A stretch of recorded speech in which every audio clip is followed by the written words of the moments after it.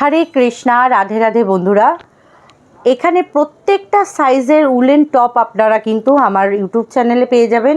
আজকে দেখাবো 2 নম্বর লাড্ডু গোপালের উলেন টপ বা উলেন চলি।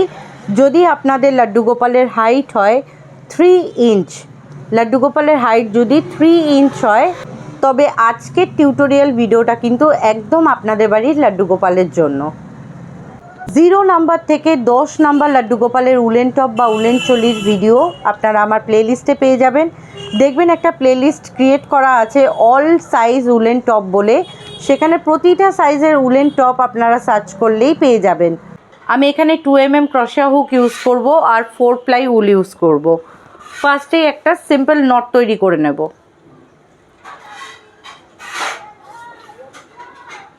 সিম্পল নট তৈরি করে নেওয়ার পর এখানে টোটাল আমি 14টা চেন নেব। 14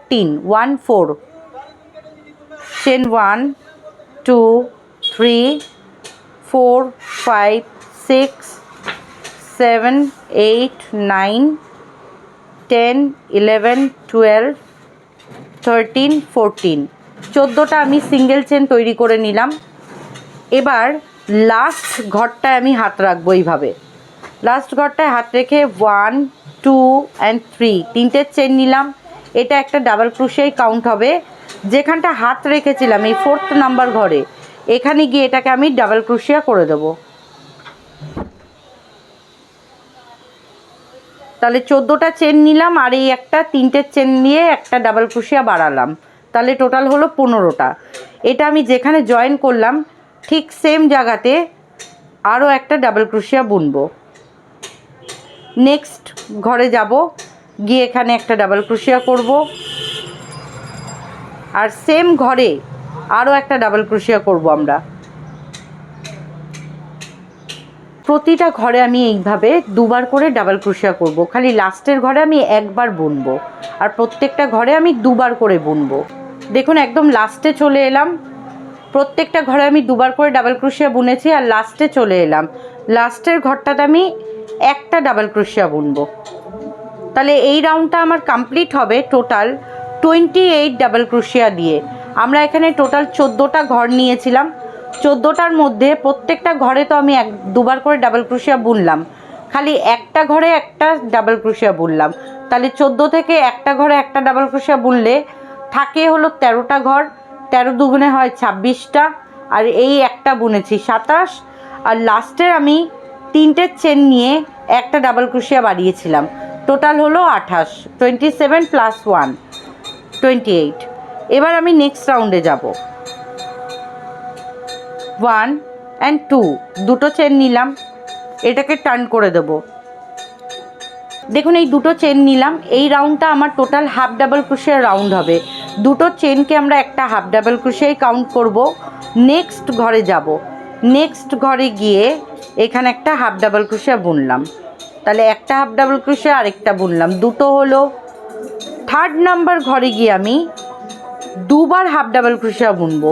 1 অ্যান্ড সেম প্লেসে তিনটে ঘরকে একসাথে বের করে নেওয়াকে বলে একটা হাফ ডাবল ক্রোশিয়া। এই 3rd নাম্বার ঘরে গিয়ে আমি দুটো হাফ ডাবল ক্রোশিয়া বুনলাম।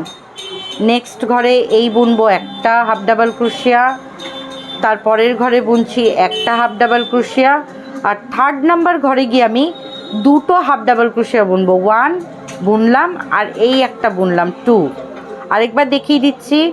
নেক্সট ঘরে গিয়ে একটা হাফ ডাবল ক্রোশিয়া, তারপরের ঘরে গিয়ে আরও একটা হাফ ডাবল ক্রোশিয়া, আর 3rd নাম্বার ঘরে এইটা দুটো হাফ ডাবল ক্রোশিয়া বুনবো। এই একটা বুনলাম আর সেম প্লেসে আরও একবার বুনবো।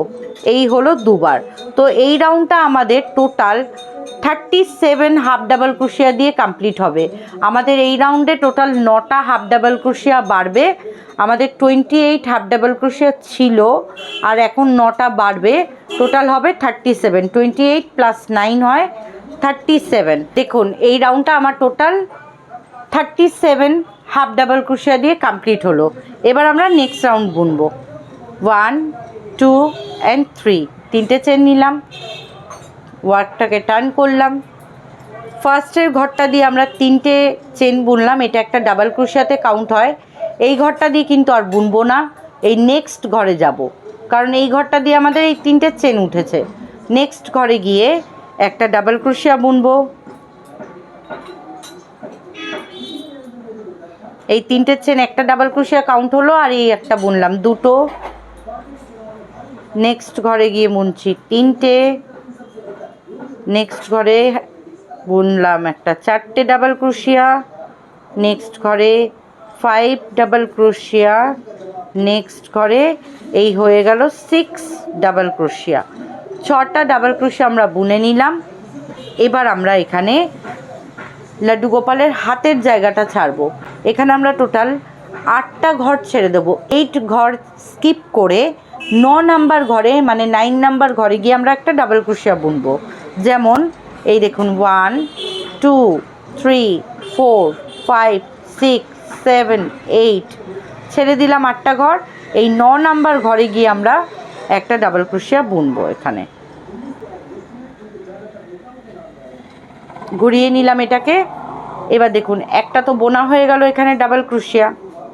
নেক্সট এখানে বুনবো 1, আর এই একটা বুনেছিলাম 2, next 3, next 4, next 5, next 6, next 7, next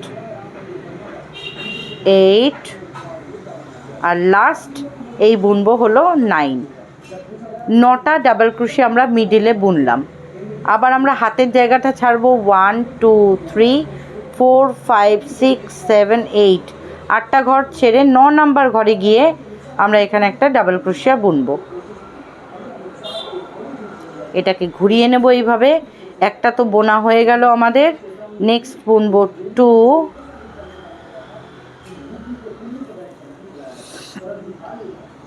next 3,